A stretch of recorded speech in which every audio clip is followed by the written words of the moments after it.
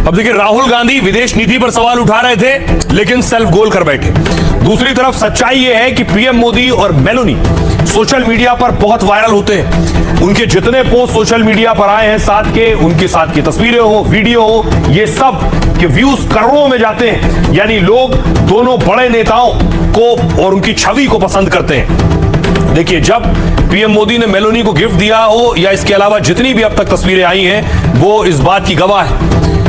ये तस्वीर आप देख रहे हैं, ये भी सोशल मीडिया पर डाली गई। पीएम मोदी और इटली की पीएम मेलोनी को मेलोडी लिखा था इस तस्वीर में।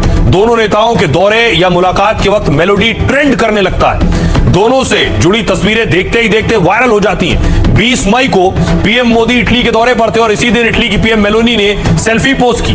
मेलोनी ने लिखा, रोम में अपने दोस्त मोदी का स्वागत है, और देखते ही देखते इस पोस्ट पर व्यूज 8 करोड़ से ज्यादा हो गए थे। अगली तस्वीर देखिए, पीएम मोदी ने इसी दौरे में मेलोनी को मेलोडी दी थी, मेलोडी टॉफी गिफ्ट की। यह वीडियो बेहद छोटा था लेकिन दिलचस्प था। वीडियो सोशल मीडिया पर आते ही वायरल हो गया। कुछ ही घंटों में रिकॉर्ड व्यूज सामने आए। काफी कम समय में 11 करोड़ 20 लाख से ज्यादा व्यूज मिले। इटली की पीएम जॉर्जिया मेलोनी ने भारतीय झुमके पहने थे। यह तस्वीर देखिए, मेलोनी ने इसकी तस्वीर इंस्टाग्राम पर शेयर की और इसमें अब तक 7 लाख से ज्यादा लोगों ने लाइक किया है। सुनिए क्या कुछ कह रहा है इस पर विदेश मंत्रालय और सियासतदान। इटली के साथ हमारे बहुत गहरे और मजबूत संबंध हैं और हम इस रिश्ते को और मजबूत करना चाहते हैं। और जहाँ तक दो देशों के बीच में मित्रता की बात है, रिश्तों की बात है, उसको एक आदरपूर्ण उसको एक दायरे में रखना जरूरी होता है। राहुल गांधी जी के मन में प्रधानमंत्री जी के प्रति चाहे जितनी भी कुंठा भरी हो, परंतु ऐसी अभद्र टिप्पणी ये सर्वथा अस्वीकार्य है। आज इस आचरण से राहुल गांधी ने न सिर्फ प्रधानमंत्री नरेंद्र मोदी जी का अपमान किया है। अब देखिए जरा, इस पर बीजेपी हमलावर है। राहुल गांधी ने जो बर्ताव किया, बीजेपी का कहना है यह अभद्रता है। बीजेपी क्या सवाल उठा रही, देखिए राहुल गांधी क्या कर रहे थे। राहुल गांधी ने विदेश नीति को लेकर मोदी सरकार को घेरा। एक कार्यक्रम में पीएम मोदी की विदेश यात्राओं का जिक्र किया। राहुल ने मोदी के दूसरे नेताओं से गले मिलने का मजाक उड़ाया। राहुल ने कहा, पता नहीं इनके दिमाग में कहां से घुस गया है, मोदी जी को लगता है विदेश नीति का यही मतलब है। इसके बाद राहुल ने संदीप दीक्षित को गले लगा लिया और कुछ देर बाद संदीप दीक्षित ने राहुल को टोका। संदीप दीक्षित ने राहुल से पूछा, कहीं मेलोनी समझकर तो नहीं पकड़ा। इस पर राहुल ने हंसते हुए कहा, नहीं, मैं अभी तक वहां नहीं पहुंचा हूं। इस पर जेपी नड्डा ने कहा, राहुल की विदेश नीति का मजाक उड़ाने पर बीजेपी ने चौतरफा हमला बोला। केंद्रीय मंत्री जेपी नड्डा ने कहा, ऐसा विपक्ष का नेता देखना ही बाकी रह गया था।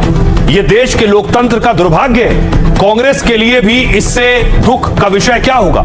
उन्हें राहुल गांधी को अपना नेता मानना पड़ रहा है। विदेश नीति पर राहुल की मिमिक्री पर राजनाथ ने घेरा। राहुल ने जो बयान दिया वो छोटी सोच वाली है और निंदनीय है। मैंने विपक्ष के किसी भी नेता का ऐसा अभद्र, अकल्पनीय व्यवहार नहीं देखा है। राहुल ने विपक्ष के नेता के पद की गरिमा को तार तार कर दिया। गांधी उपनाम वाला कोई व्यक्ति इतनी शर्मनाक बात कैसे कह सकता है। बीजेपी सांसद निशिकांत दुबे ने भी राहुल पर हमला बोला।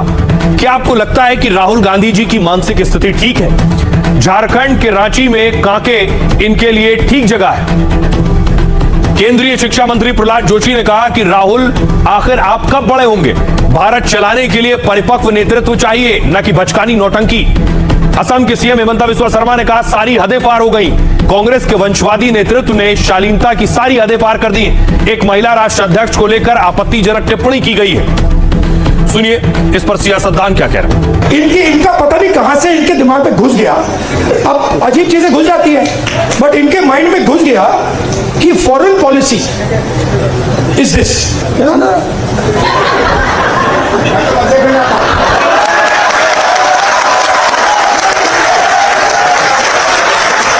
अब पता नहीं किसने डाला, कहां से घुसा कि भाई फॉरेन पॉलिसी का मतलब imagine the ignorance foreign policy.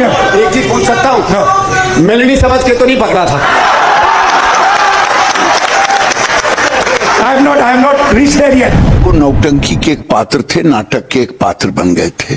सदन के अंदर हाउस कैंपस में बंदर ले जाना। राहुल गांधी, तुम्हारा ननिहाल भी इटली है, कोई नानी दादी चाची मामी कोई लगेगी? इतना संस्कार तो रखते। संस्कारहीन व्यक्ति जब किसी पद पे जाता है तो यही नीचे स्तर पर उतरता।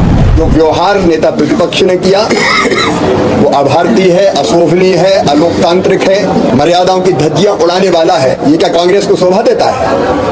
क्या ये भारत के विचार है? मैं इसकी घोर निंदा करता हूं, उनको माफी मांगी। संदीप जी का बयान था वो गले नहीं उतरता है, उसे मैं अशोभनीय मानता हूँ। सवाल सिर्फ किसी हेड ऑफ द स्टेट का नहीं है। एनी वुमेन जो आपके वक्तव्य का उपहास का पात्र बने, ये उचित नहीं है। और हम बीजेपी से सिर्फ पॉलिटिकल लड़ाई नहीं लड़ रहे हैं, भाषा की लड़ाई और भाषा की गरिमा की लड़ाई लड़ रहे हैं। आपने प्रधानमंत्री रहते हुए एक प्रदेश की मुख्यमंत्री ममता जी को कहा था, ओए दीदी वो अच्छा था। आप सर्वोच्च नेतृत्व को कांग्रेस को क्या क्या शब्द बताए, मैंने अपनी आंखों से सुना और देखा है। मेरे पीछे रेणुका चौधरी बैठी हुई थी, उनको सुपर्णखा कहा है। तो 15 अगस्त की तैयारी आपने देख ली। खबरों में आगे बढ़ते हैं। आज की एक और बड़ी खबर है, मेलोनी पर हंसे और फंसे राहुल गांधी। राहुल गांधी का एक वीडियो कल सामने आया। एक प्रोग्राम में थे राहुल गांधी, जहां बोलते बोलते वो प्रधानमंत्री मोदी की विदेश नीति का मजाक उड़ाने लगे और फिर बात मेलोनी तक चली गई। ऐसे इनके दिमाग में घुस गया, अब अजीब चीजें घुस जाती है, बट इनके माइंड में घुस गया कि foreign policy is this.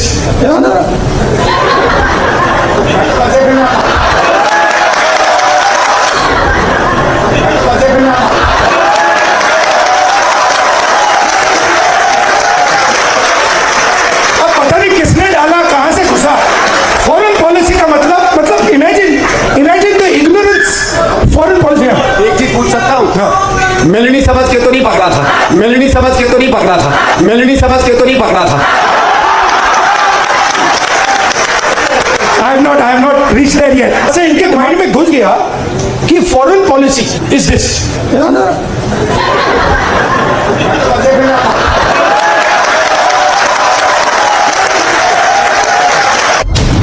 Rahul Gandhi action में थे और संदीप दीक्षित राहुल के एक्शन पर गदगद थे।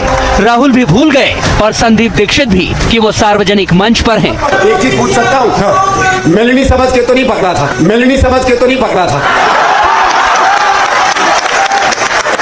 I have not reached there yet. Sandeep Dikshit के आउट ऑफ पॉलिटिक्स बयान ने राहुल गांधी की हंसी, उनके हाव भाव, उनके भाव भंगिमाएं और उनके अंदाज के साथ जब कॉकटेल बनाया तो बवाल मच गया। अब कुंठा में राहुल गांधी सभी प्रकार की पराकाष्ठाओं को पार करते चले। कांग्रेस पार्टी और राहुल गांधी देश के लोकतंत्र के लिए, स्वस्थ लोकतंत्र के लिए चुनौती बनते खड़े। मंच सियासी था, लेकिन राहुल गांधी और उनके कुनबे ने उसमें जो कूटनीति का तड़का लगाने की कोशिश की, उससे इटली भी नाराज हो गया। तब विदेश मंत्रालय को भी सामने आना पड़ा। दो देशों के बीच में मित्रता की बात है, रिश्तों की बात है, उसको एक आदरपूर्ण उसको एक दायरे में रखना जरूरी होता है। सियासत में एक दूसरे की आलोचना तो ठीक है, लेकिन ये सोचना होगा कि देश की छवि को नुकसान पहुंचाने वाली आलोचना कहां तक जायज है। I have not reached there yet. और देखिए जरा किस स्तर की तैयारी की गई है। भारत में 15 अगस्त से पहले देश के 80वें स्वतंत्रता दिवस को लेकर तैयारियां पूरी कर ली गई हैं। लाल किले में होने वाले खास समारोह की अगुवाई पीएम मोदी करेंगे।